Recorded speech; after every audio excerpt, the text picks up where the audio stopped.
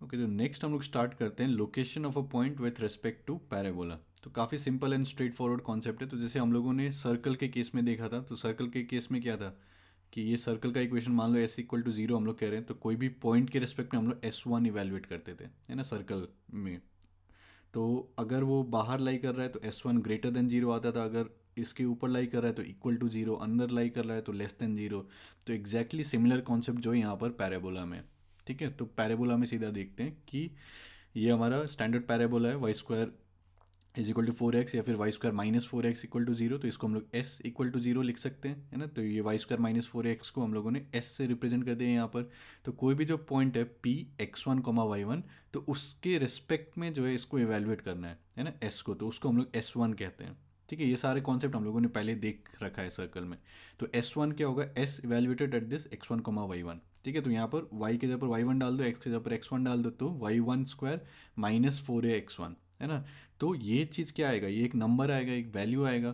तो ये अगर ग्रेटर देन जीरो है, ठीक है, तब फिर ये क्या होगा, ये आपका पैराबोला के बाहर लाई करेगा। ठीक है, अगर ये इक्वल टू जीरो है तब फिर ये पैराबोला पर लाई करेगा, है ना। और फिर अगर ये लेस देन जीरो है तब फिर ये पैराबोला के अंदर लाई करेगा। ठीक है, काफ़ी स्ट्रेट फॉरवर्ड कॉन्सेप्ट है। तो जैसे मान लो कि Y square is equal to let's say 4 into 2 into x, 8x दिया हुआ है। ठीक है, 4ax।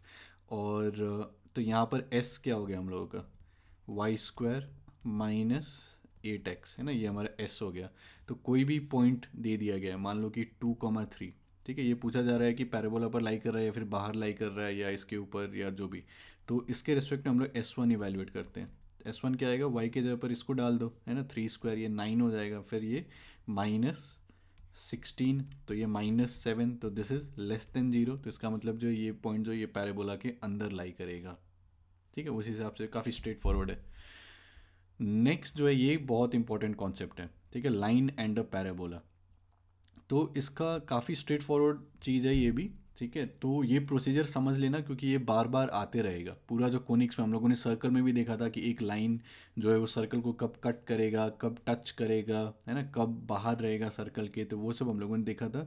और अभी वाला जो अप्रोच लेंगे हम लोग, तो सर्कल के केस में हम लोगों ने क्या बोला था कि सेंटर से जो है डिस्टेंस, परपेंडिकुलर डिस्टेंस निकाल दो लाइन के ऊपर। अगर वो रेडियस के इक्वल है मतलब कि वो लाइन टेंजेंट है। अगर वो रेडियस से ज़्यादा आ गया मतलब कि वो लाइन बाहर लाई कर रहा है ना। और अगर रेडियस से अंदर है तो फिर वो सर्कल को कट कर रहा है। तो वो सर्कल के केस में आसानी से बोल सकते थे। लेकिन अब ये जो पैराबोला, हाइपरबोला, इलिप्स ये सब में रहेगा, तो उसमें जो है हम लोग ये अप्रोच फॉलो करेंगे। ठीक है, तो इसको अच्छे से समझ लो, काफ़ी सिंपल सा ही अप्रोच है। तो इसमें हम लोग कर क्या रहे हैं कि मान लो ये मेरा स्टैंडर्ड पैराबोला है, Y square is equal to 4x, है ना। और फिर हमारे पास एक लाइन दिया गया है, मान लो, ठीक है, Y is equal to M X plus C. अब डिपेंड करेगा जो भी m का वैल्यू होगा और c का वैल्यू होगा, उसके ऊपर लाइन डिपेंड करेगा कि किस टाइप से लाई कर रहा है ना। तो मान लो कि हम लोग ये कर रहे हैं, Y is equal to M X plus C. ठीक है, तो ये जो लाइन है, ये अब पैराबोला को क्या क्या हो सकता है यहाँ पर, या तो इस टाइप से इंटरसेक्ट कर सकता है ना। तो इंटरसेक्ट करेगा तो इसका मतलब क्या है कि मेरे पास दो ऐसे पॉइंट्स आएंगे जो कि लाइन को भी सेटिस्फाई कर रहा है और फिर पैराबोला का जो इक्वेशन है उसको भी सेटिस्फाई कर रहा है। ठीक है, तो इसका मतलब क्या होगा कि जब हम लोग ये दोनों को साइमल्टेनियसली सॉल्व करेंगे, तो इसका मतलब क्या होता है, जैसे दो लाइन को सॉल्व करने का मतलब क्या होता है कि एक ऐसा पॉइंट ढूंढना कि वो दोनों पॉइंट को सेटिस्फाई, दोनों लाइन को सेटिस्फाई करे, है ना। तो उसमें हम लोग क्या करते हैं, जैसे लाइन का जो भी इक्वेशन है, इसका जो भी इक्वेशन है, तो उसको हम लोग साथ में सॉल्व करते हैं, एक्स वाई का जो भी वैल्यू है उसको इंटरसेक्टिंग पॉइंट बोलते हैं, है ना। तो वैसे ही अगर एक स्ट्रेट लाइन के बजाय दूसरा जो एक वो कर्व है या फिर जो भी पैराबोला है ना, तो हम लोग क्या करेंगे, इसको साइमल्टेनियसली सॉल्व करेंगे और फिर देखेंगे कि अगर डिस्टिंक्ट वैल्यूज आ रहा है ना। मान लो कि मैंने ये जो Y square is equal to 4x है और फिर ये Y equal to M X plus C है, तो दोनों को सॉल्व करने के लिए हम लोग क्या करेंगे कि कोई एक वेरिएबल को पहले एलिमिनेट करो, है ना। तो y equal to M X plus C है, तो y की जगह पर मान लो कि हम लोगों ने ये डाल दिया, एम एक्स प्लस सी यहाँ पर डाल दिया। ठीक है, तो एम एक्स प्लस सी का होल स्क्वायर आएगा, मतलब कि x में एक क्वाड्रेटिक आ जाएगा। तो अगर हम लोग को वहाँ से दो डिस्टिंक्ट रूट्स मिलते हैं, मतलब कि x1 x2 दो डिस्टिंक्ट मिलता है, तो उसका मतलब क्या है कि कुछ इस टाइप का केस होगा, है ना, कि दो अलग अलग पॉइंट्स पर कट कर रहा है। ठीक है, अगर उस केस में जो है हम लोग को रिपीटेड रूट्स आ जाता है ना, मतलब कि x1 और x2 जो इक्वल हो जाता है, रिपीट हो जाता है, तो उसका मतलब क्या हो जाएगा कि टेंजेंट हो जाएगा। और अगर x1 x2 जो इमेजिनरी आ जाता है, मतलब कि कहीं पर कट नहीं, इंटरसेक्ट नहीं कर रहा है रियल पॉइंट पर, तो उस टाइम उस केस में जो ये बाहर लाई कर जाएगा, ठीक है। और वो जो हम लोग क्वाड्रेटिक के केस में कह रहे हैं कि रियल एंड डिस्टिंक्ट आएगा या फिर रिपीटेड आएगा या फिर इमेजिनरी आएगा, तो वो किस पे डिपेंड करता है, डिस्क्रिमिनेंट पे, है ना। जैसे ये हमारे ये क्वाड्रेटिक है, A X square plus B X plus C equal to 0, तो इसका सोल्यूशन क्या होता है, x1 x 2 क्या होता है, minus B plus minus square root of this B square minus 4ac by 2a, है ना। तो वो बी स्क्वायर माइनस 4ac जो होता है उसको हम लोग क्या कहते हैं, डिस्क्रिमिनेंट कहते हैं, है ना। तो वो डिपेंड करता है कि अगर ये ग्रेटर देन 0 हो गया तो ये स्क्वायर रूट के अंदर मतलब कुछ पॉजिटिव है ना, तो कुछ नंबर आ जाएगा यहाँ पर, ठीक है। तो हमारे पास दो डिस्टिंक्ट रूट्स आ जाएंगे अगर ग्रेटर देन 0 है। अगर इक्वल टू 0 है तो ये वाला पार्ट हट जाएगा, तो बस माइनस बी बाई 2 ये रिपीटेड रूट्स हो जाएगा। और अगर लेस देन 0 है तो फिर वो इमेजिनरी हो जाएगा, है ना। तो वो डिस्क्रिमिनेंट का बस हम लोग को वैल्यू देखना है, ठीक है। तो ये जितना भी चीज़ मैंने एक्सप्लेन किया है तो हमेशा जो है यही करेंगे, है ना। कोई भी एक लाइन है, एक कर्व दिया गया है, तो फिर वो कर्व को और इसको साइमल्टेनियसली सॉल्व कर लो, देख लो कि कितना नंबर ऑफ रूट्स आ रहा है, ठीक है। तो करके देखते हैं। तो मान लो ये हमारे पास है Y square is equal to 4ax, ठीक है। और ये लाइन है हमारे पास Y is equal to mx plus C, ठीक है। अब हमारा काम क्या है कि हम लोग को point of intersection find out करना है between this line and parabola, ठीक है। कि इंटरसेक्ट कर रहा है कि नहीं, या फिर दो जगह पर इंटरसेक्ट कर रहा है या फिर यहाँ पर टच कर रहा है, इस टाइप से, ठीक है। तो हम लोग क्या कर सकते हैं कि वही जो मैंने कहा कि y equal to M X plus C है, तो यहाँ पर y की जगह पर एम एक्स प्लस सी डाल दो, है ना। तो एम एक्स प्लस सी का whole square this is equal to 4x, तो इसको एक्सपैंड करो, ये खुद से करो, ठीक है, तब फील आएगा। तो M square X square plus 2mc x आएगा, और यहाँ से 4ax को इस साइड लेके आएंगे, ठीक है। तो 2x को कॉमन ले लिए तो mc माइनस 2 है ना, 2 टाइम्स mc माइनस 2 है x प्लस फिर c का square this is equal to 0। तो ये हमारा क्या हो गया, ये हमारा एक x में क्वाड्रेटिक आ गया, है ना। तो यहाँ पर अब जो है अलग अलग केस बन सकता है ना, जो हम लोगों ने डिस्कस किया है। और वो सारा किस पे डिपेंड करेगा, ये क्वाड्रेटिक का जो भी डिस्क्रिमिनेंट होगा, ठीक है। तो वो डी मान लो हम लोगों ने यहाँ पर बोल दिया उसको डिस्क्रिमिनेंट को, तो वो क्या होगा, इसका स्क्वायर, है ना, बी स्क्वायर, तो इसका स्क्वायर माइनस 4ac, है ना। तो बी स्क्वायर मतलब 4 ये हो जाएगा, फिर एम सी माइनस 2a का square minus 4m square C square, ठीक है। और फिर इसको एक्सपैंड करो तो A square minus 2ab plus B square, ठीक है। फिर 4 को अंदर लेके जाओ तो ये आएगा, यहाँ से फिर ये और ये कैंसिल हो जाएगा, यहाँ से 16a को जो है कॉमन लो तो फिर a माइनस एम सी, है ना। तो ये जो ये हमारा डिस्क्रिमिनेंट का वैल्यू आ जाएगा, ठीक है। अब जो है अलग अलग केस हो सकता है, ठीक है। सबसे पहला केस क्या है कि लाइन जो है दो डिस्टिंक्ट पॉइंट्स पर जो है इंटरसेक्ट करेगा, तो उस केस में क्या हो जाएगा कि x1 x2 का कुछ डिस्टिंक्ट वैल्यू आएगा, तो उस केस में क्या होना चाहिए कि d ये जो डिस्क्रिमिनेंट है that should be greater than 0, है ना, तभी यहाँ पर डिस्टिंक्ट वैल्यूज आएंगे। तो d ग्रेटर देन 0 मतलब क्या कि ये मतलब ये a तो ग्रेटर देन 0 है ही, है ना। वो तो हम लोग जब इस टाइप से डिफाइन करते तो उसी टाइम पर हम लोग बोल रहे हैं कि a इज़ ग्रेटर देन 0, है ना। स्टैंडर्ड पैराबोला के लिए हम लोग देख रहे हैं ये सारा चीज़। मतलब ये जो अप्रोच है ये कोई भी लाइन और कर्व के लिए अप्लाई हो सकता है ना। लेकिन हम लोग यहाँ पर स्टैंडर्ड ये जो पैराबोला का इक्वेशन है उसके लिए स्पेशल देख रहे हैं, लेकिन ये अप्रोच जो है ये कहीं भी लगा सकते हो। तो यहाँ पर अब d ग्रेटर देन 0, तो इसका मतलब क्या है, ये a तो ग्रेटर देन 0 है ही, है। तो ग्रेटर देन 0 होने के लिए a माइनस एम सी जो है that should be greater than 0, तो a should be greater than M C, ठीक है। तो ये कंडीशन सोच सकते हो कि अगर ये चीज़ सेटिस्फाई हो रहा है ना, कि Y square is equal to 4x parabola का इक्वेशन दिया हुआ है, y equal to M X plus C दिया हुआ है, और इसमें जो ये a है that is greater than M C, ठीक है। तो फिर हम लोग क्या बोल सकते हैं कि ये जो है डिस्टिंक्ट पॉइंट्स पर जो है इंटरसेक्ट कर रहे हैं, ठीक है। अब अगर ये डिस्टिंक्ट पॉइंट्स पर इंटरसेक्ट कर रहा है तो नेक्स्ट क्वेश्चन क्या आ सकता है कि ये ए बी का जो है लेंथ बताओ, ठीक है। तो ए बी का लेंथ कैसे बता सकते हैं, तो सोचो कैसे बताएंगे। तो एक तो तरीका क्या है कि यहाँ से जो है क्वाड्रेटिक यहाँ से लगा के यहाँ पर x1 x2 का वैल्यू निकालो, है ना। तो ये ए पॉइंट का कोऑर्डिनेट क्या होगा, मान लो कि x1 y1 बोल रहे हैं, ये बी का x2 y2 बोल रहे हैं, ठीक है। तो एक इसका तरीका क्या है कि x1 x2 को सॉल्व करो पहले यहाँ से, है ना। फिर उसको जो है यहाँ पर डालो तो y1 आएगा, फिर y2 आएगा, तो x1 y1 आ गया, x2 y2 आ गया, तो फिर डिस्टेंस फार्मूला ला के वहाँ से निकाल दो। तो वो एक तरीका है, वैसे कर सकते हैं। लेकिन उससे और अच्छा क्या है कि क्वाड्रेटिक में जो है जब भी डिफरेंस ऑफ रूट्स इस टाइप से चाहिए x1 माइनस x2, तब हमेशा ये वाला फॉर्मूला जो है दिमाग में चमकना चाहिए।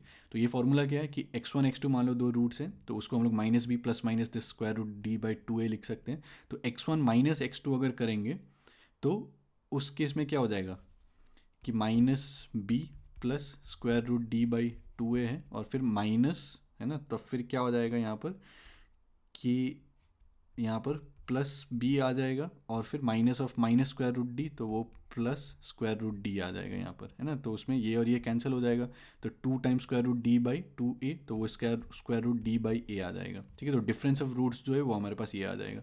तो mod of x1 minus x2 क्या आ जाएगा, स्क्वायर रूट डी बाई ए, ठीक है। तो ये चमकना चाहिए दिमाग में। तो यहाँ पर क्या कर सकते हैं हम लोग कि अगर मेरे पास x1 माइनस x2 का वैल्यू आ गया, है ना, या फिर x1 माइनस x2 का होल स्क्वायर, ठीक है, उसका वैल्यू आ गया, तो हम लोग y1 माइनस y2 का भी निकाल सकते हैं। कैसे कि y1 क्या होगा m टाइम्स x1 प्लस सी, y2 क्या होगा m टाइम्स x2 प्लस सी, तो y1 माइनस y2 क्या हो जाएगा m times x1 minus x2, है ना, सी कैंसिल हो जाएगा। तो हम लोग ये वाला जो फॉर्मूला है तो उसमें क्या लिख सकते हैं, ए बी क्या हमारा square root of x1 minus x2 का whole square plus y1 minus y2 का होल स्क्वायर, है ना। तो हम लोग यहाँ पर क्या लिख सकते हैं कि y1 माइनस y2 को जो है हम लोग ये लिख सकते हैं m times x1 minus x2, तो ये m square times x1 minus x2 का होल स्क्वायर हो जाएगा। तो x1 माइनस x2 का होल स्क्वायर को कॉमन लो, रूट से बाहर निकालो, तो mod of x1 minus x2 आएगा times square root of 1 plus M square. ये सब सिमिलर हम लोगों ने सर्कल में भी किया है, ठीक है। तो एक बार फिर से खुद से कैलकुलेशन करो। तो अब बस हम लोग को यहाँ पर क्या चाहिए, इसका वैल्यू चाहिए, mod of x1 minus x2। तो उसको कैसे निकालेंगे कि ये जो हम लोग का क्वाड्रेटिक था, है ना, तो यहाँ पर स्क्वायर रूट डी बाई ए, है ना। तो डी क्या है, डी हमारा ये डिस्क्रिमिनेंट, तो 16a times a minus M C by A. तो a मतलब ये जो क्वाड्रेटिक का यहाँ पर एक्स स्क्वायर का कोफिशिएंट है ना, ये a के साथ कंफ्यूज मत हो जाना, ठीक है। कॉन्टेक्स्ट समझो कि हम लोग किस कॉन्टेक्स्ट में बात कर रहे हैं, ठीक है। तो ये इसका जो भी कोफिशिएंट है एक्स स्क्वायर का यहाँ पर, तो square root of 16a times a minus M C by M square, है ना। तो ये mod of x1 minus x2 हो जाएगा, ठीक है। तो ये mod of x1 minus x2 आ गया, तो बस यहाँ पर जो है अब इसको डाल दो, तो ये क्या आएगा, 4 बाहर निकलेगा, तो 4 by M square into square root of a into A minus M C into 1 plus M square, ठीक है। तो ये जो ये हमारा कॉर्ड लेंथ आ गया, मतलब ये जो line y equal to M X plus C अगर पैराबोला को दो डिस्टिंक्ट पॉइंट्स पर कट कर रहा है, तो ये जो लेंथ बनेगा ए बी, तो उसका जो है ये वैल्यू आ गया, ठीक है। तो बहुत सारे लोग इसको याद भी कर लेते हैं, है ना। तो अगर याद कर सकते हो तो याद कर लो, नहीं तो ये प्रोसीजर को समझो और ये प्रोसीजर यूज़ करके जो है एग्ज़ाम में कर सकते हो। तो एडवांस्ड पॉइंट ऑफ व्यू से जो है ये सब रिजल्ट अगर याद कर लोगे तो टाइम बच सकता है, ठीक है, और थोड़ा चमक सकता है कि किस टाइप से करना है। और मेंस पॉइंट ऑफ व्यू से जो है प्रोसीजर भी अगर समझ गए अच्छे से तो उसको यूज़ करके जो है कर सकते हो, ठीक है। और रिजल्ट अगर याद कर सकते हो ये तो कर लो। फिर तो वो तो पहला केस हो गया, है ना, जबकि डिस्क्रिमिनेंट ग्रेटर देन जीरो था और फिर ये जो है दो अलग अलग डिस्टिंक्ट पॉइंट्स पर कट कर रहा है। दूसरा और एक केस क्या हो सकता है कि डिस्क्रिमिनेंट हमारा लेस देन जीरो है, तो उस केस में क्या होगा कि ये जो हमारा क्वाड्रेटिक है, तो यहाँ पर x1 x2 क्या हो जाएगा, इमेजिनरी हो जाएगा, मतलब कि कोई भी रियल पॉइंट्स पर जो है लाइन इंटरसेक्ट नहीं करेगा, ठीक है। तो हम लोग ये बोल सकते हैं कि line intersect parabola at imaginary points, या फिर हम लोग कह सकते हैं कि line does not intersect parabola at real points, है ना। तो उसके लिए कंडीशन क्या हो जाएगा कि discriminant should be less than zero, है ना। तो ये a तो ग्रेटर देन जीरो है ही हम लोग का डेफिनेशन से ही, और ये a माइनस एम सी जो है that should be less than zero, ठीक है। तो उसका मतलब क्या आ जाएगा, a is less than M C, ठीक है। तो ये कंडीशन आ गया कि लाइन जो है इंटरसेक्ट नहीं कर रहा है पैराबोला को, ठीक है, रियल पॉइंट्स पर इंटरसेक्ट नहीं कर रहा है। अब तीसरा केस जो इंटरेस्टिंग केस है और इंपॉर्टेंट केस है वो है कि लाइन टेंजेंट कब होगा। तो टेंजेंट होने का मतलब क्या होता है कि ये जो दो पॉइंट्स है मेरे पास ये एक ही पॉइंट बन गया, है ना, कि ये लाइन को और इधर लाते गए ये दोनों पॉइंट्स और क्लोज आते गए और क्लोज आते आते फिर एक ही पॉइंट हो गया। तो इस केस में क्या होता है कि रिपीटेड रूट्स आता है ना। जैसे अगर मैं कहीं पर ये बोलूँ कि x minus two whole square equal to zero, तो इसका मतलब क्या है, x जो है टू है ना, लेकिन रिपीटेड रूट्स है, मतलब कि दो बार आ रहा है, ठीक है। तो ये दोनों में अंतर है कि x minus two equal to zero, तो इसका रूट क्या है, x इक्वल टू टू है, ये स्ट्रेट लाइन को रिप्रेजेंट कर रहा है।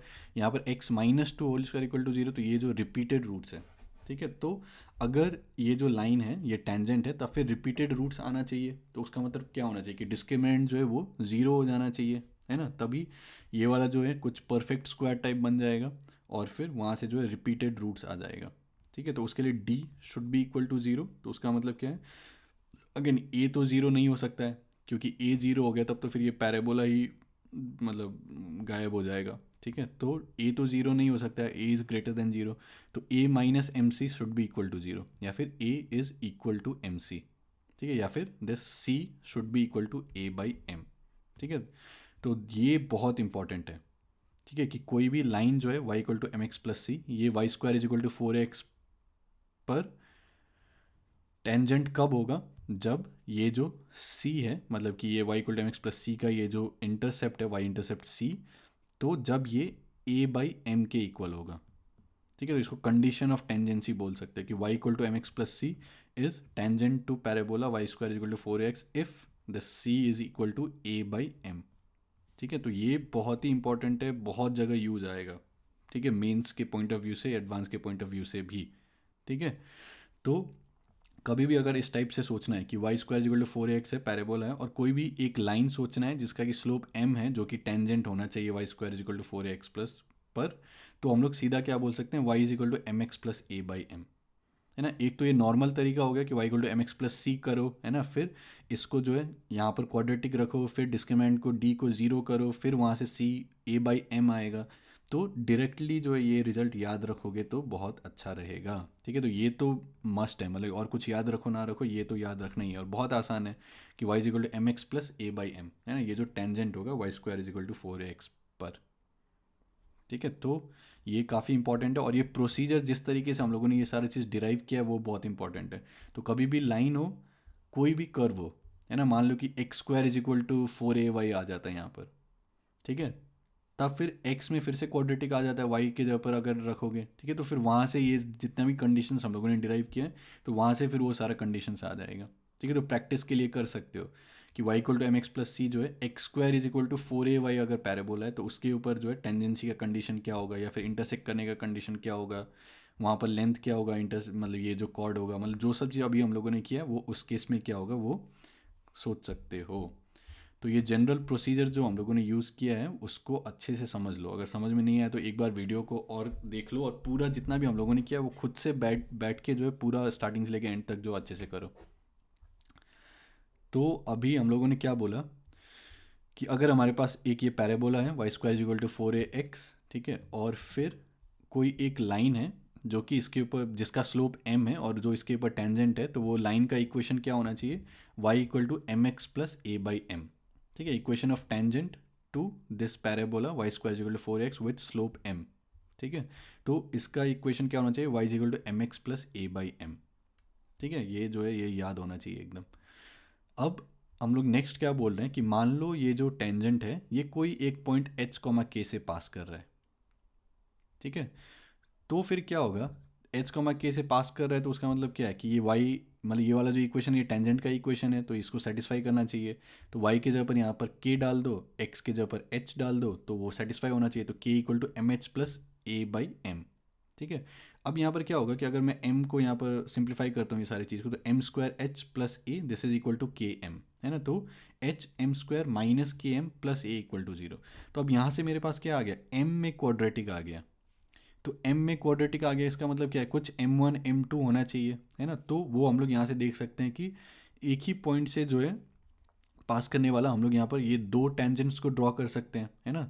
तो दो टेंजेंट को ड्रॉ करने का मतलब क्या हो गया कि ये जो m में क्वाड्रेटिक आया है, तो एक स्लोप जो है इसके करस्पॉन्डिंग आएगा, मान लो m1, और दूसरा जो है इसके करस्पॉन्डिंग आएगा m2। ठीक है, तो यहाँ से हम लोग क्या बोल सकते हैं, सम ऑफ स्लोप्स क्या होगा ये दोनों m1 प्लस m2 का।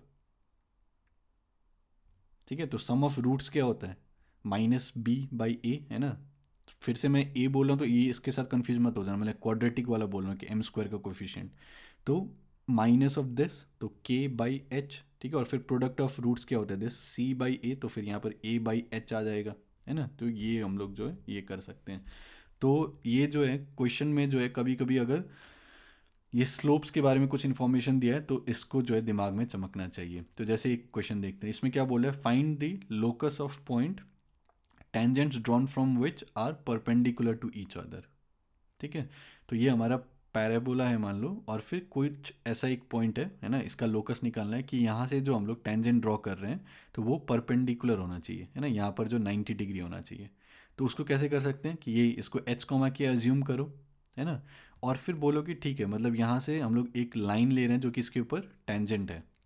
ठीक है, तो उसका इक्वेशन क्या होगा, y equal to M X plus A by M, है ना।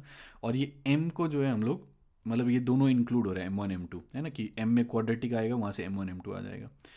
तो यहाँ पर फिर से ये अब अगर ये मेरा इक्वेशन है इसके ऊपर मतलब जो भी, तो टेंजेंट का, तो वो इससे पास कर रहा है ना, तो ये इसको सेटिस्फाई करना चाहिए, तो के इक्वल टू दिस। अब ये आ गया, अब कंडीशन यहाँ पर क्या दिया गया है कि 90 डिग्री होना चाहिए दोनों के बीच में, तो उसका मतलब क्या, M1 M2 जो है -1 होना चाहिए, तो A/H should be equal to -1, या फिर H के जगह पर लास्ट में हम लोग क्या लग सकते हैं लोकस निकालने के लिए X, तो फिर X plus A equal to 0।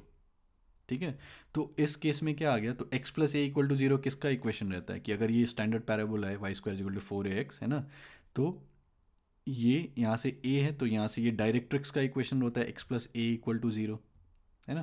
तो यहाँ पर लोकस क्या आ गया, डायरेक्ट्रिक्स। तो इसका मतलब क्या है कि ये जो पैराबोला है, तो डायरेक्ट्रिक्स पर अगर मैं कोई भी पॉइंट लेता हूँ, वहाँ से अगर मैं टेंजेंट्स ड्रॉ करता हूँ, तो ये टेंजेंट जो है आपस में परपेंडिकुलर होगा, या फिर अगर मैं परपेंडिकुलर टेंजेंट्स लेता हूँ तो उनका जो भी लोकस बनेगा वो डायरेक्ट्रिक्स बनेगा।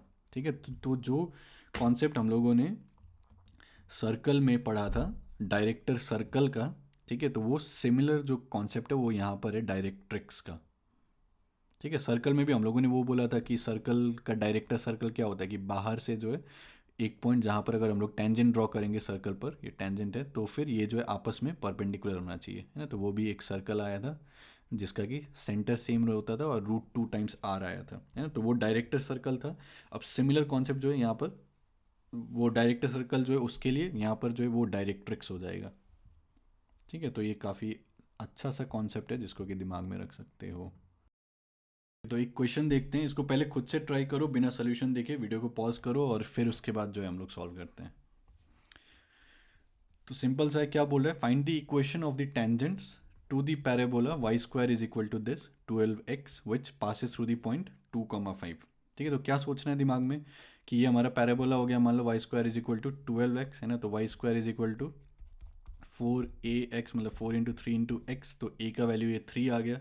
ठीक है, तो इसके ऊपर कोई भी अगर हम लोग टेंजेंट ड्रॉ करते हैं जिसका स्लोप मान लो m है, ठीक है, तो उसका इक्वेशन क्या होना चाहिए, y is equal to M X plus A by M, है, तो y is equal to M X plus 3/m, ये इक्वेशन होना चाहिए टेंजेंट का। ठीक है, तो यहाँ से क्या आ जाएगा, अगर m में हम लोग लिखते हैं तो m² x माइनस my, है ना, प्लस 3 इक्वल टू 0, तो ये m में क्वाड्रेटिक आ गया। अब ये जो टेंजेंट है ना, तो ये इस पॉइंट से पास करना चाहिए 2,5, है ना, तो इसका मतलब क्या है कि ये 2,5 यहाँ से पास करना चाहिए, तो ये 2,5 इसको सेटिस्फाई करना चाहिए। तो यहाँ पर x की जगह पर जो है 2 डाल दो, y की जगह पर 5 डाल दो, तो 2m² minus 5m plus 3 equal to 0, तो ये m में क्वाड्रेटिक आ गया। तो बस क्वाड्रेटिक को सॉल्व कर दो, m1 m2 की minus B plus minus square root of b² minus 4ac, है ना, डिवाइडेड बाई 2a।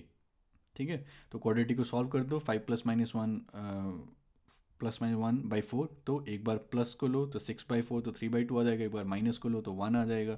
तो ये स्लोप्स आ गए, तो एक बार 3/2 को डाला तो y equal to 3x/2 plus फिर 3/3/2, तो 3x/2 + 2, तो ये एक टेंजेंट हो गया। और फिर एक बार 1 को डाल दो तो y is equal to x plus 3, है ना, तो ये एक टेंजेंट हो गया।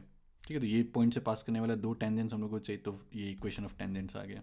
ठीक है, तो काफ़ी क्वाड्रेटिक का जो है काफ़ी यूज़ आएगा ये सब में ना, कभी भी इस टाइप से m1 m2 दो लाइंस इस टाइप से सोचना है, दो टेंजेंट्स, तो बस एक वेरिएबल लो m, है ना, इस टाइप से, फिर उसका क्वाड्रेटिक कुछ आ जाएगा और वहाँ से जो है उसके बारे में, रूट्स के बारे में जो है इन्फॉर्मेशन आ जाएगा। नेक्स्ट हम लोग देखते हैं, फिर से वीडियो को पॉज करो, खुद से ट्राई करो, फिर उसके बाद सोल्यूशन देखो। तो इसमें क्या बोल रहा है, if the lines L1 and L2 are tangents to this, ठीक है, and are normals to this, ठीक है, then find the slope of L1 L2। तो ट्राई करो, सोचो। तो इसमें कैसे सोच सकते हैं कि ये सर्कल है हम लोगों का, है ना, x² + y² is equal to 72। तो इसमें क्या है कि ये जो है इसका सेंटर जो है 0,0 है ना।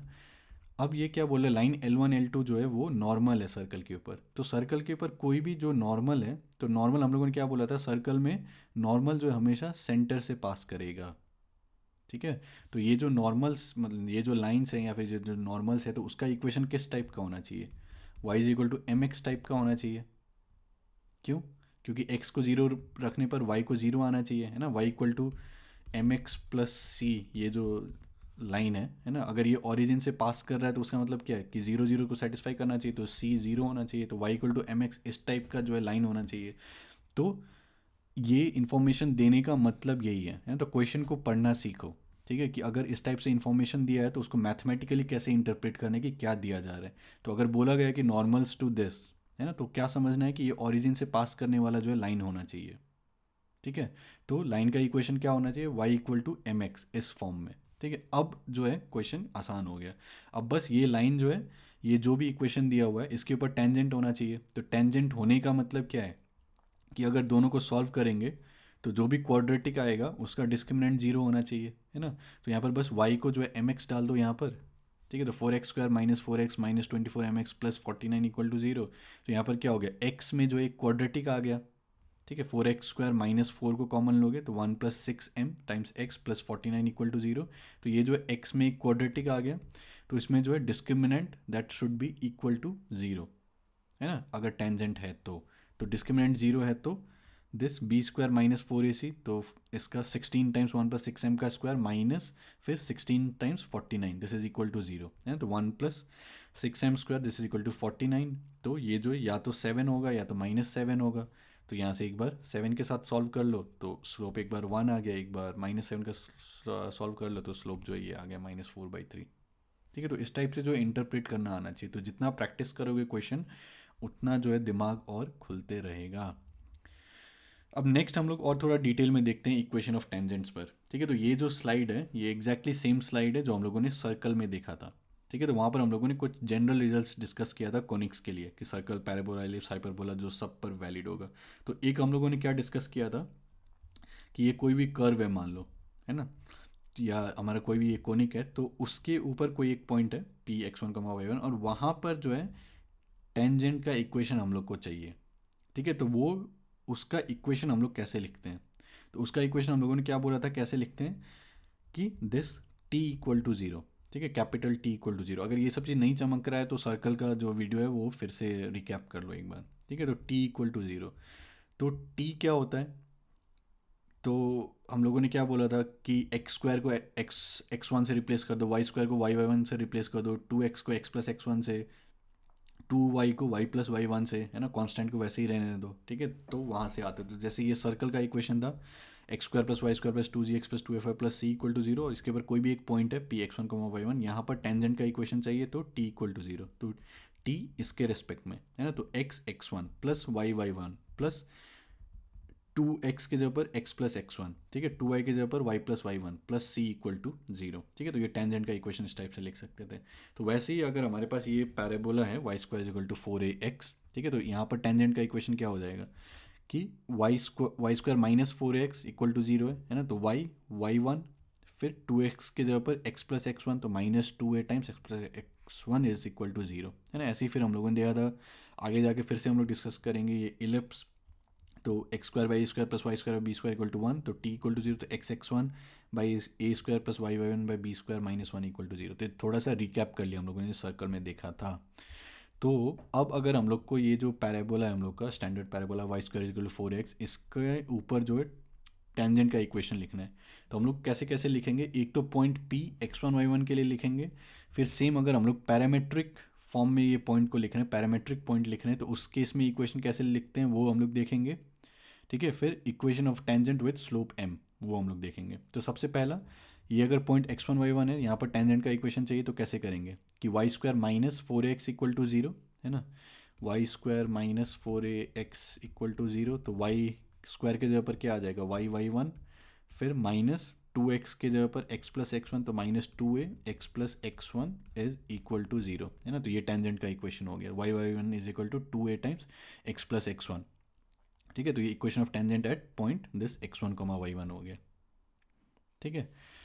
अब नेक्स्ट मान लो कि मैं ये पूछता हूँ कि ये पॉइंट को जो इंस्टेड ऑफ x1 y1 बुलाने का मैं पैरामेट्रिक फॉर्म में बुला रहा हूँ कि a² 2at, ठीक है, या फिर बस t बोल दिया इसको a² 2at। तो यहाँ पर क्या होगा, तो बस y1 है तो y1 की जगह पर जो है इसको डाल दो, है ना, 2at, तो y times 2at is equal to 2a times x plus x1, तो x1 के जगह पर at² डाल दो, तो बस यहाँ से आ गया। तो यहाँ से 2a कैंसिल होगा, तो ty is equal to x plus at², ठीक है, तो इसको जो है याद कर सकते हो कि equation of tangent at point 80² 280। तो जब भी मैं बोलता हूँ याद कर सकते हो तो प्रोसीजर को भी समझो, है ना। और एग्जाम में मान लो कि कन्फ्यूजन हो गया है ना कि लिखना नहीं है तो कैसे, तो बस ये t=0 ये दिमाग में याद है, तो y1 -2a times x plus x1 = 0 होना चाहिए। y1 यहाँ पर क्या है 280, तो y टाइम्स, तो यहाँ पर सीधा सीधी जो डिराइव कर सकते हो। और अगर याद कर लिया तो फिर थोड़ा सा जो है टाइम बच सकता है। ठीक है, तो प्रोसीजर को पूरा अच्छे से समझो और रिजल्ट जो है उसको भी याद रख सकते हो। ठीक है, तो यहाँ पर ऑब्जर्व करने वाली क्या बात है कि अगर मैं ये पैराबोला है ना, यहाँ पर कोई भी ये जो पॉइंट है, ठीक है, ये पॉइंट को मैं टी से रिप्रेजेंट कर रहा हूँ। टी मतलब ये पैरामेट्रिक पॉइंट है 80² 280। यहाँ पर अगर मैं टेंजेंट ड्रॉ करता हूँ, ठीक है, तो ये टेंजेंट का इक्वेशन क्या हो जाएगा, ty = x+80²। तो ये टेंजेंट का स्लोप क्या होगा, 1/t, है ना। ये t को इधर लेके जाएंगे तो इसका स्लोप क्या हो जाएगा यहाँ पर, ये टेंजेंट का जो है, ये टेंजेंट का स्लोप क्या होगा, टेंजेंट का स्लोप 1/t हो जाएगा। ठीक है, तो इस टाइप से जो है इसको इंटरप्रेट, ये रिजल्ट याद रखना ज़रूरी है कि पैराबोला है मेरे पास, कोई भी एक पॉइंट है t, वहाँ पर अगर मैं टेंजेंट ड्रॉ कर रहा हूँ तो उसका जो स्लोप है वो m होगा। सॉरी, मैंने क्या बोला कि उसका, एक बार फिर से बोल देता हूँ कि हमारे पास एक पैराबोला है, कोई भी एक पॉइंट है t, वहाँ पर अगर मैं टेंजेंट ड्रॉ कर रहा हूँ तो ये टेंजेंट का जो स्लोप होगा वो क्या होगा, 1/t होगा। ठीक है, उस टाइप से जो है इसको सोच सकते हो। और दूसरा तरीका क्या है सोचने का कि अगर मेरे पास एक लाइन है जिसका कि स्लोप ये है m, ठीक है, इसका स्लोप m है, तो ये पैराबोला पर जहाँ पर भी टेंजेंट है, ठीक है, तो उसका जो भी पैरामेट्रिक कोऑर्डिनेट होगा t, वो क्या होगा, वो 1/m होगा। ठीक है, तो यहाँ से जो है ये पॉइंट का कोऑर्डिनेट लिख सकते हैं। समझ में आई बात कि अगर मैं ये पूछूं कि स्लोप m है ना, टेंजेंट है, और फिर ये जो जहाँ पर भी ये टेंजेंट हो रहा है, ये पॉइंट ऑफ टेंजेंसी, इसका कोऑर्डिनेट चाहिए, तो हम लोग क्या बोल सकते हैं कि अगर लाइन है टेंजेंट, उसका स्लोप m है, तो जहाँ पर भी वो टेंजेंट होगा उसका जो भी पैरामेट्रिक, ये जो कोऑर्डिनेट मतलब पैरामीटर जो भी होगा t, that should be equal to 1/m। तो अगर t 1/m है तो ये पॉइंट क्या होगा, 80² 280, है ना। तो 80² मतलब कि 1/m का स्क्वायर, तो a/m² 280, तो 2a/m। ठीक है, तो ये जो ये पॉइंट ऑफ टेंजेंसी आ गया, ठीक है, या फिर पॉइंट ऑफ कांटेक्ट ये आ गया, तो ये रिजल्ट भी याद रखना है, या फिर ये रिजल्ट याद रखोगे तो ऑटोमेटिकली इससे जो ये समझ में आ जाएगा। ठीक है, और फिर हम लोगों ने यहाँ पर क्या बोला कि ty = x+80² है, या फिर इसको क्या लिख सकते हैं, y = 1/t times x plus a times t, है ना। तो अगर मैं 1/t को m बोल दूँ, है ना, वही हम लोग स्लोप यहाँ पर बोलें, तो y = mx प्लस फिर t आपका क्या हो जाएगा 1/m, तो फिर यहाँ पर 1/m, है ना। तो ये स्लोप के टर्म्स में आ गया इक्वेशन। ठीक है, तो जो अभी हम लोगों ने डिराइव किया था, तो y = mx प्लस a/m। ठीक है, तो इसमें से दिमाग में याद क्या सब रखना है कि अगर टेंजेंट मतलब ये y² = 4x है, टेंजेंट चाहिए स्लोप m का, तो उसका इक्वेशन क्या होगा, y = mx प्लस a/m। ठीक है, एक ये रिजल्ट याद हो गया। फिर उसके बाद क्या है कि कोई भी पॉइंट है t, है ना, उस वहाँ पर अगर मेरे को टेंजेंट चाहिए तो वो टेंजेंट का स्लोप क्या होगा 1/t। ठीक है, वो याद कर लिया। फिर उसके बाद क्या है कि अगर मेरे पास कोई भी एक टेंजेंट है जिसका कि स्लोप m है, तो वो जहाँ पर कांटेक्ट करेगा तो उसका पैरामेट्रिक कोऑर्डिनेट क्या हो जाएगा, t जो है वो 1/m हो जाएगा, है। तो वहाँ से जो हम लोग ये पॉइंट ऑफ कांटेक्ट लिख सकते हैं। ठीक है, और कोई भी ये पैरामीटर पॉइंट है t, तो वहाँ पर हम लोग टेंजेंट का इक्वेशन क्या लिख सकते हैं, ty = x+80²। ठीक है, और ये तो ऑब्वियसली यहाँ यहीं से याद है ना कि y1 मतलब t = 0 कर दो तो ये फॉर्म में आ जाएगा। और यहाँ से भी स्लोप देख सकते हो, यहाँ से स्लोप क्या आएगा 2a/y1। ठीक है, तो आई होप ये सब चीज़ समझ में आया होगा मैंने क्या बोला है, नहीं तो एक बार फिर से जो है वीडियो को देख लो ये वाला पार्ट। अब नेक्स्ट इसके साथ बहुत कुछ खेल सकते हो कि नेक्स्ट क्या है कि point of intersection of tangents drawn at point t1 and t2। ठीक है, तो मान लो कि ये मेरा ये पैराबोला है, ये पॉइंट t1 है, ये पॉइंट t2 है, यहाँ पर मैंने टेंजेंट ड्रॉ किया, यहाँ पर मैंने टेंजेंट ड्रॉ किया, तो ये दोनों कहाँ पर इंटरसेक्ट कर रहा है वो मेरे को बताना है, इसका कोऑर्डिनेट। ठीक है, तो वो कैसे निकलेगा कि ये पॉइंट T1 है, तो यहाँ पर मैं इक्वेशन लिख सकता हूँ ये टेंजेंट का।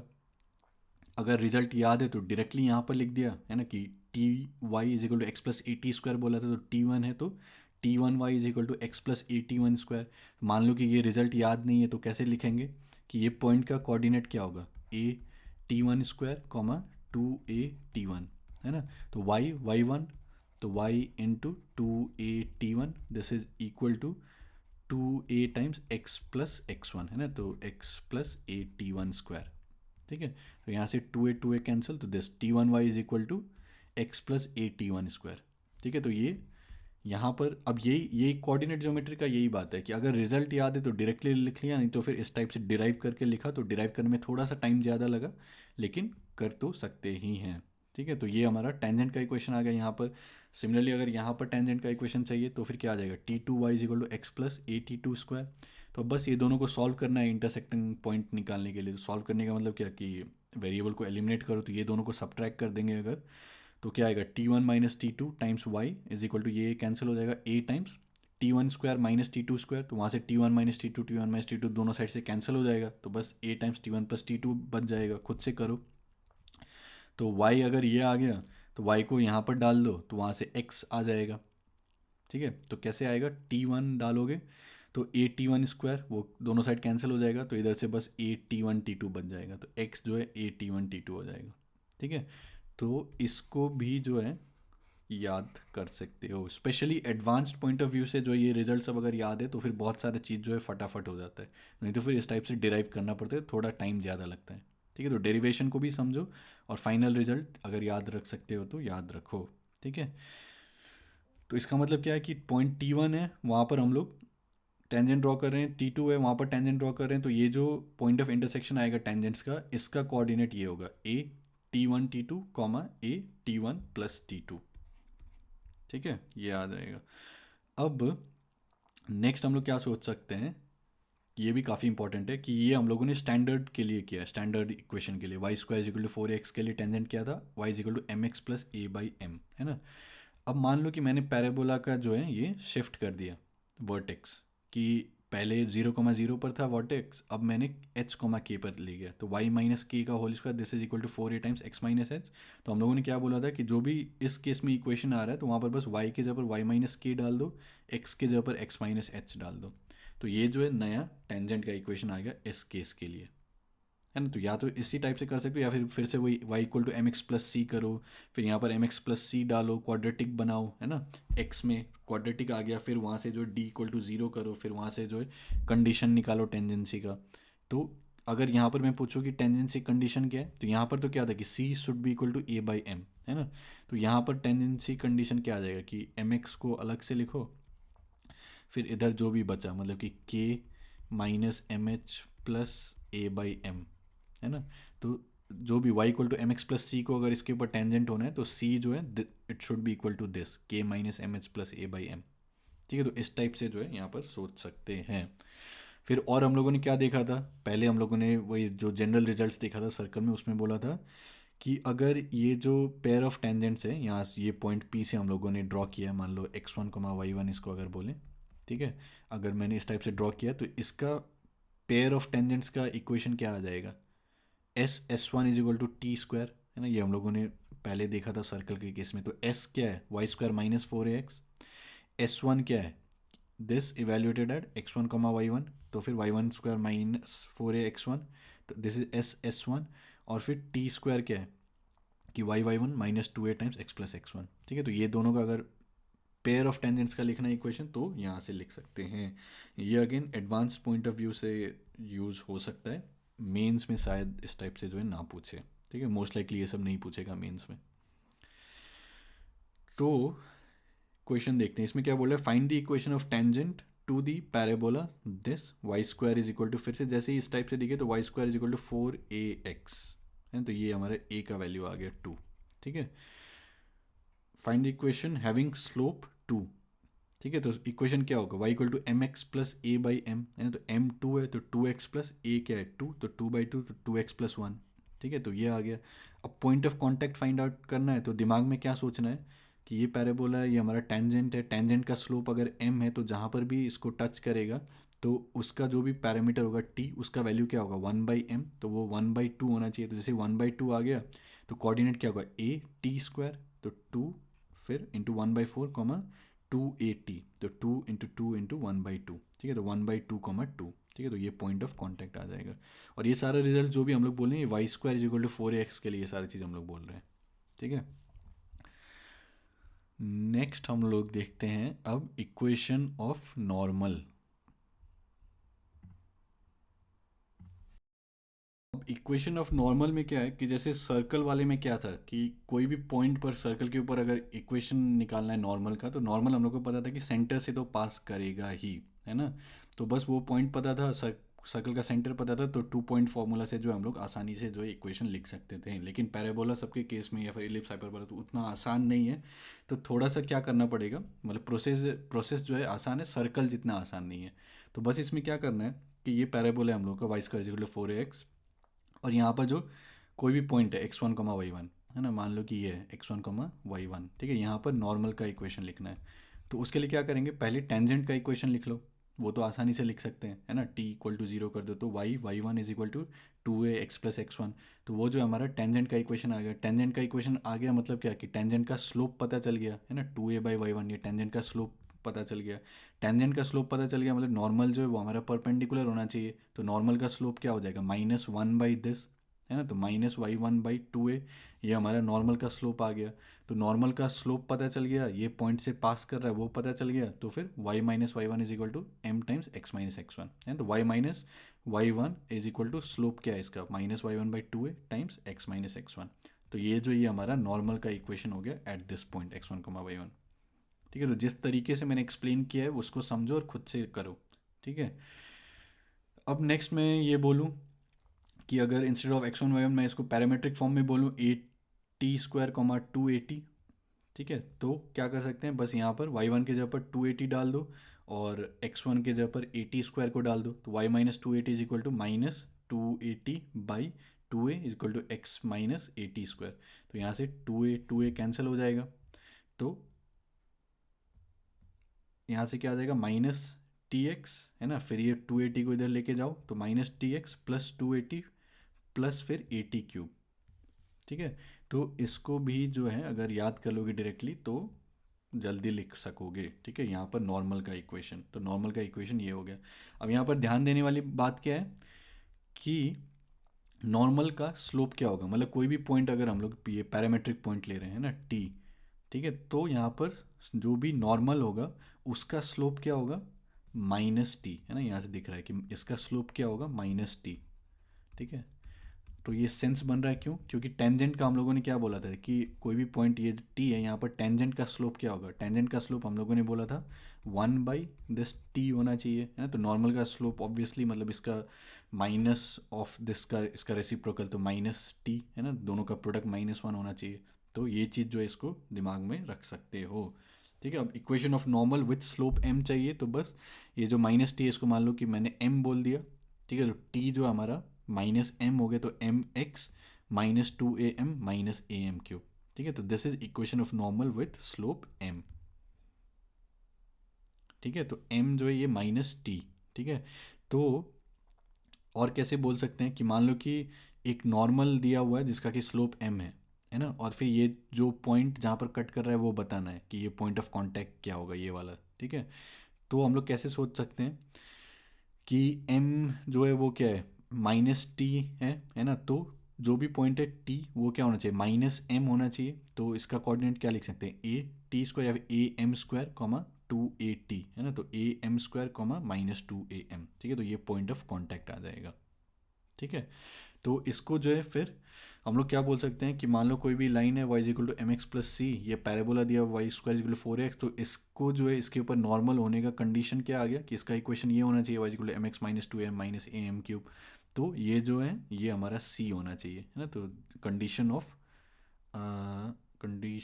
ऑफ टेंजेंसी नहीं, कंडीशन फॉर बीइंग नॉर्मल बोल सकते हो, है ना, y equal to M X plus C is normal to this y square equal 4x if c is equal to -2m -am³, ठीक है। तो कंडीशन फॉर जो भी नॉर्मल, नॉर्मल सी तो नहीं बोलते हैं शायद, या जो भी condition for a line being normal है ना, फंडा समझ में आ जाना चाहिए। ठीक है, तो नेक्स्ट चीज़ जो है ये भी काफ़ी इम्पॉर्टेंट हो सकता है। तो ये क्या है कि अगर हमारे पास एक नॉर्मल है, मतलब ये पॉइंट T1 है, ठीक है, यहाँ पर हम लोगों ने नॉर्मल ड्रॉ किया, तो ये पैराबोला को कहीं पर जाके कट करेगा, है ना, दूसरे पॉइंट पर मान लो कि T2। तो ये ज़रूरी नहीं है कि ये यहाँ पर भी नॉर्मल हो, है ना, यहाँ पर नॉर्मल है तो ज़रूरी नहीं है कि यहाँ पर नॉर्मल हो। ठीक है, यहाँ पर नॉर्मल जो है कुछ दूसरा एक कोई लाइन हो सकता है, लेकिन यहाँ पर हम लोग का एम क्या है कि अगर ये T1 है, यहाँ पर नॉर्मल है, ठीक है, तो फिर ये दूसरा पॉइंट जहाँ पर भी कट करेगा उसका मेरे को पैरामीटर बताना है, ठीक है, T2। तो वो कैसे बता सकते हैं कि अगर ये T1 है ना, मतलब यहाँ पर तो हम लोगों ने देखा कि नॉर्मल का स्लोप क्या होना चाहिए, -T1, तो इसका स्लोप -T1 होना चाहिए, ये हम लोग को पता है। अब हम लोग ने पहले एक रिजल्ट डिस्कस किया था कि अगर एक कॉर्ड है हम लोगों का जो कि यहाँ पर कट कर रहा है ए T1 पर और यहाँ पर T2 पर, तो इसका जो स्लोप होगा वो क्या होगा, 2/T1 + T2। अगर ये रिजल्ट याद नहीं है तब फिर क्या लिखो, इसको 81 स्क्वायर 281 लिखो, इसको 82 स्क्वायर 282 लिखो, फिर y2 - y1/x2 - x1 करो, तो वहाँ से जो है स्लोप आ जाएगा इसका, है ना। तो ये अगर आ गया तब फिर T1 + T2 यहाँ से क्या आ गया, -2/T1। ठीक है, तो T2 क्या आ गया, -T1 -2/T1। ठीक है, तो ये क्या हो गया, other end of normal cord, है ना। तो ये जो हमारा कॉर्ड है, ठीक है, तो ये अगर नॉर्मल है ये पैराबोला पर, तो अगर एक पॉइंट T1 पर ये कट कर रहा है, तो दूसरा जो पॉइंट होगा T2, तो उसका हम लोग कैसे पैरामीटर लिख सकते हैं, -T1 -2/T1। ठीक है, तो this is other end of normal cord. ठीक है, तो ये काम आ सकता है ना। क्वेश्चन में दे दिया कि मान लो ये पैराबोला है, यहाँ पर जो है इस पॉइंट पर ये नॉर्मल है, दूसरा जहाँ पर कट करेगा उसका कोऑर्डिनेट बताओ। ठीक है, तो ये जहाँ पर भी ये नॉर्मल है वो अगर टी है तो फिर दूसरा वाला जो रहेगा उसका क्या हो जाएगा, -T -2/T, है ना, वैसे सोच सकते हैं। ठीक है, तो इसको जो है याद कर लोगे तो अच्छा रहेगा। फिर नेक्स्ट क्या है, और याद भी करना है, लेकिन ये सारा प्रोसीजर जो है वो समझ के रखो, है ना, ताकि एग्जाम में अगर डायरेक्ट रिजल्ट याद ना भी आए तो प्रोसीजर से जो है इसको कर सकते हो। फिर नेक्स्ट क्या है, point of intersection of normals drawn at T1 and T2। तो मान लो ये T1 है, यहाँ पर नॉर्मल ड्रॉ किया, फिर ये T2 है, नॉर्मल ड्रॉ किया। नॉर्मल ड्रॉ करने का मतलब क्या है कि यहाँ पर अगर टेंजेंट ड्रॉ करेंगे तो उसके जो है ये परपेंडिकुलर होगा ये नॉर्मल। ठीक है, तो यहाँ पर नॉर्मल ड्रॉ किया, दोनों कहाँ पर इंटरसेक्ट करेगा। ठीक है, तो कैसे करेंगे कि नॉर्मल का इक्वेशन लिख दो, है ना, तो अगर रिजल्ट याद है तो डायरेक्टली लिख सकते हैं, नहीं तो फिर पहले टेंजेंट का इक्वेशन लिखो, फिर वहाँ से इसका स्लोप करो, है ना, वहाँ से फिर इसका इक्वेशन लिखो, वैसे करके कर सकते हैं। फिर ये T2, तो यहाँ पर नॉर्मल का स्लोप लिख दो। ठीक है, तो यहाँ पर क्या होगा, सॉरी इक्वेशन लिख दो, तो यहाँ पर T1 पर क्या होगा, y = -T1x + 281 + 81 क्यूब। ठीक है, यहाँ पर क्या होगा, -T2 y = -T2x + 282 + 82 क्यूब। ठीक है, तो अब बस ये दो लाइन हो गया, दोनों का इंटरसेक्टिंग पॉइंट निकाल, मतलब दोनों को सॉल्व कर दो, तो इसको सब्ट्रैक्ट कर दो, तो y - y 0। फिर यहाँ से इसको सिंप्लीफाई करो, ये सब खुद से कर सकते हो, तो यहाँ से जो है x का ये आ जाएगा a × T1² + T1 T2 + T2² + 2। ठीक है, ये खुद से करना है ये सारा चीज़। फिर अगर x ये आ गया, फिर यहाँ पर जो है डाल दो x को, तो वहाँ से जो y का कोऑर्डिनेट आ जाएगा, तो y का कोऑर्डिनेट ये आ जाएगा -a T1 T2 × T1 + T2। ठीक है, तो एडवांस्ड के हिसाब से ये सब रिजल्ट अगर याद रहता है तो फिर काफ़ी सारे क्वेश्चन में जो है बहुत जल्दी से ये सारा कैलकुलेशन नहीं करना पड़ेगा। ठीक है, तो एडवांस पॉइंट ऑफ व्यू से याद कर सकते हो। मेंस के लिए आई डोंट थिंक कि उतना ये याद रखने का ज़रूरत है, लेकिन प्रोसेस जो है वो समझ जाओ, प्रोसीजर है ना, तो अगर इस टाइप से आता है तो फिर सॉल्व कर सको। नेक्स्ट जो है, अब कुछ कॉन्सेप्ट्स ऐसे हैं जो कि एडवांस के लिए ज़्यादा इंपॉर्टेंट है, मेंस के लिए नहीं है। ठीक है, जैसे पोलर हो गया, है ना, तो वो सबको हम लोग बाद में देखेंगे। तो अभी के लिए ये जो है ये काफ़ी मेंस के हिसाब से काफ़ी इंपॉर्टेंट है, ये जो हम लोग टॉपिक अब देखेंगे। तो इसको मैंने एज अ कॉन्सेप्ट लिखा है, लेकिन इसको एज अ प्रॉब्लम्स देख सकते हो, है ना, अलग से वैसा कुछ बड़ा कॉन्सेप्ट नहीं है, जो सब अभी तक हम लोगों ने सीखा है उसी से आपका हो जाएगा। लेकिन अलग से जो है मैंने यहाँ पर एज अ कॉन्सेप्ट लिख दिया, क्योंकि बहुत क्वेश्चन पूछे जाते हैं मेंस के ऊपर, और फिर अगर मेरे से पूछोगे कि सबसे ज़्यादा कौन से क्वेश्चन के आने के प्रोबेबिलिटी है ना, चांसेस हैं, तो जैसे अब तो बहुत सारे शिफ्ट्स में एग्ज़ाम होंगे या फिर मल्टीपल बैचेस में एग्ज़ाम होते हैं, तो मोस्ट लाइकली जो है आपका पूरा सिलेबस कवर होगा, लेकिन ये कॉन्सेप्ट पर जो है काफ़ी क्वेश्चन पूछा जा सकता है। ठीक है, कॉमन टेंजेंट्स के ऊपर। तो इसमें क्या रहेगा कि जैसे दो कर्व दे दिया गया, मान लो कि एक पैराबोला दे दिया गया, एक सर्कल दे दिया गया, तो दोनों के ऊपर टेंजेंट हो, उसका कंडीशन बताओ, है ना, उस टाइप से कुछ इवेलुएट करो। या फिर एक parabola Y square is equal to 4ax है, दूसरा parabola X square is equal to 4ay है, तो वहाँ से जो टेंजेंट है दोनों के ऊपर, उसके ऊपर कंडीशन बताओ। तो ये सारा क्वेश्चन जो है एक बार खुद से ट्राई करो, है ना, एज एन एक्सरसाइज सोचो, खुद से ट्राई करो, और फिर जो है हम लोग आगे इसको देखेंगे, ठीक है। तो ये काफ़ी इंपॉर्टेंट टाइप ऑफ क्वेश्चन है जो कि बार बार पूछे जाते हैं और क्वेश्चन आने के काफ़ी ज़्यादा चांसेस हैं। तो वो सारे जो क्वेश्चन था कॉमन टेंजेंट्स पर, वो सारे को ट्राई करो। और फिर नेक्स्ट जो और एक इंपॉर्टेंट टॉपिक है वो मिनिमम डिस्टेंस, ठीक है, कि एक कर्व दिया गया, एक मान लो कि पैराबोला दिया गया है, फिर एक कोई पॉइंट है, तो पॉइंट से वो पैराबोला का मिनिमम डिस्टेंस निकालो, शॉर्टेस्ट डिस्टेंस निकालो, या फिर कोई एक लाइन है पैराबोला है तो फिर शॉर्टेस्ट डिस्टेंस निकालो, एंड सो ऑन, ठीक है। तो ये सारा जो है, ये सारा क्वेश्चंस को खुद से एक बार ट्राई करो, और फिर जो कॉमन टेंजेंट्स वाला था उसको भी ट्राई करो, और फिर आगे जो है इसका जो है हम लोग सोल्यूशन देखेंगे। और ये जितना भी ये सब चीज़ें अभी तक हम लोगों ने जितना कवर किया है उसी से जो है ये सारा चीज़ बन जाएगा, ठीक है। थोड़ा सा जो है आप लोग को दिमाग पर जोर देना पड़ेगा, ठीक है। तो पहले खुद से ट्राई करो, फिर जो है हम लोग आगे ये सब का सोल्यूशन देखेंगे।